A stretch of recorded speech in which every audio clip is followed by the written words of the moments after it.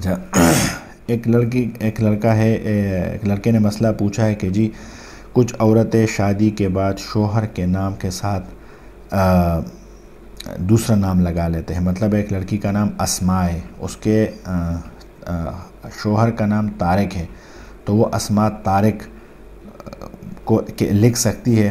بالکل لکھ سکتی ہے. یہ بالکل یہ بنوری ٹاؤن کا فتویٰ ہے کہ ایک لڑکی نے پوچھا تھا, مجھے نظر سے گزر گئی تھی کہیں پہ کہ میرا نام, اس نے کوئی ارم نام لکھا, اس نے ارم نام لکھا تھا کہ میرا نام ارم ہے اور میں اپنے شوہر کا نام میں نے لگا لیا.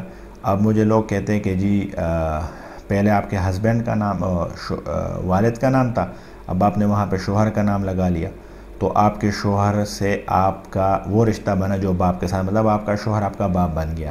نعوذ باللہ, یہ غلط ہے. کر سکتے ہیں, لگا سکتے ہیں, اس سے کوئی, یہ صرف چونکہ شناختی کارڈ اور یہ چیزیں ہوتی ہے اس میں قانونی چیزیں ہیں اور کرنی پڑتی ہے, تو اس میں اگر کوئی بندہ وہاں پہ شوہر وہ کر لے, اکثر فارمز ایسے ہوتے ہیں کہ اس میں شوہر وہ والد کا جگہ ہی نہیں ہوتا. مطلب میریٹ جب آتا ہے شادی شدہ, تو اس کے بعد وہ کہتے ہیں کہ یہاں پہ آپ نے شوہر کا نام لکھنا ہے, والد کا نام ہی نہیں مانتے. تو اس لیے اگر وہ اسی روح سے وہ لکھ کے شناختی کارڈ میں شوہر کا نام لکھ لے والد کی جگہ پہ, اور یا اپنے نام کے ساتھ شوہر کا نام لگا لے, تو بالکل صحیح ہے. ہاں, شیخ مکی حجازی صاحب سے میں نے سنا تھا کہ ایسا نہیں کرنا چاہیے. اب بڑے عالم ہیں, وہ بڑے نیک لوگ ہیں, حرم شریف میں بیٹھتا ہے, تو ایک اس کی ایک ذہانت ہے.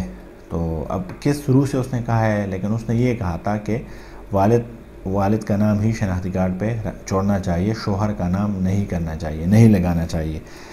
مطلب یہ اس کے ایک ذاتی ذوق ہوگا, لیکن فتوے کے روح سے کر سکتا ہے, اس میں کوئی غلطی. جہاں پہ اختلاف آتے ہیں اس میں نرمی آ جاتی ہے. فتویٰ ہے, بنوری ٹاؤن کا فتویٰ ہے, ہم کر سکتے ہیں.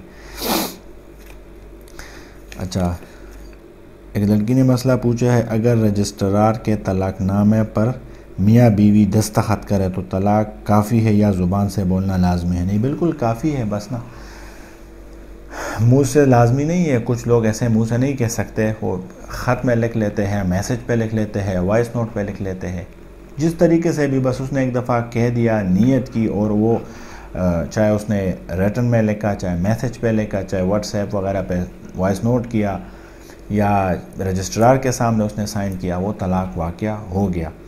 چونکہ اب اگر منہ سے بولنا لازمی ہے, تو پھر اگر ایسا بندہ ہے جس سے گونگے ہوتے ہیں. اب یہ فتاوی دارالعلوم دیوبند جب میں پڑھ رہا تھا, اس میں بھی یہ سوال آیا تھا کہ اگر گونگا اپنی بیوی کو طلاق دے دے تو کس طرح پتہ چلے گا کہ اس نے طلاق دے دیا؟ تو وہ اس نے پھر لکھا تھا کہ گونگے دوسرے گونگے سے پوچھنا ہے کہ طلاق کے لیے کیا ورڈ یوز کرتے ہیں. میں نے پوچھا تھا, وہاں پہ ہمارے تبلیغ میں آتے تھے گونگے, میں ایک سے میری ملاقات ہوئی تھی, میں نے اس سے بولا, تو انہوں نے مجھے یہ اشارہ کیا تھا, یہ طلاق کا یہ اشارہ ہے. تب جب طلاق کرتا ہے, یہ کیا تو ایک طلاق, یہ کیا تو دو طلاق, یہ کیا تو تین طلاق, یہ طلاق. اگر اس نے یہ کیا تھا, کسی نے دیکھا تھا, تو طلاق واقع ہو گئی. چاہے وہ بعد میں مکر بھی جائے, لیکن طلاق واقع ہو جاتی ہے. چونکہ اکثر ہمارے لوگ طلاق دے دیتے, لیکن بعد میں مکر جاتے کہ میں نے تو طلاق نہیں دی ہے, تو اس طرح وہ بھی تو مکر سکتے. بہرحال رجسٹرار پہ سائن کیا, رجسٹرار کے ساتھ سائن کیا, تو طلاق واقع ہو گئی. اچھا, پوچھا ہے کہ میاں بیوی جس کپڑوں میں جماع کرے اس میں نماز پڑھ سکتے ہیں, یا وہ کپڑے صاف ہیں یا ناپاک ہیں؟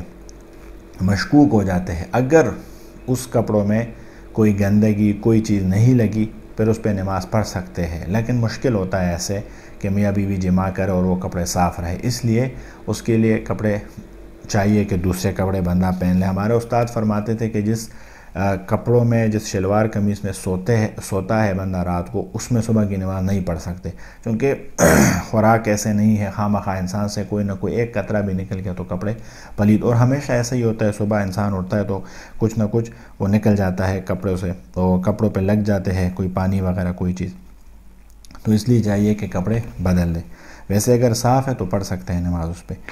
اچھا, کیا فضبہ نام رکھ سکتے ہیں لڑکی کو؟ ہاں, رکھ سکتے ہیں. فضبہ کا معنی میں نے دیکھا تھا, فضبہ نام رکھ سکتے ہیں, بالکل رکھ سکتے ہیں. اچھا، عورت عدت میں ختم قرآن کے محفل میں جا سکتی ہے کہ نہیں؟ علماء منع کرتے ہیں، عدت چاہے طلاق کا ہو یا چاہے اس کا ہسبینڈ فوت ہوا ہو۔ طلاق کے لیے 3 مہینے ہے، اور ہسبینڈ اگر فوت ہوا تو اس کے لیے 4 مہینے 10 دن ہیں۔ تو کہتے ہیں کہ نہ جائے محفل قرآن کے محفل میں یا اس طرح فوتگی وغیرہ میں۔ لیکن اگر سخت ضرورت ہو جاتی ہے، جیسے کوئی ایسا اس کا مطلب وہ والد فوت ہوا، کوئی بھائی فوت ہوا، کوئی ایسی کوئی سسٹر فوت ہوئی جو لازمی دیکھنا ہے، تو پھر فل پردے میں جا کے وہ چلی جائے وہاں پہ، تاکہ کوئی دیکھے نہ اس کو۔ اچھا، کچھ عورتیں سر کے بال بیچتے ہیں، اس پر برتن وغیرہ لیتے، اس کا کیا حکم ہے؟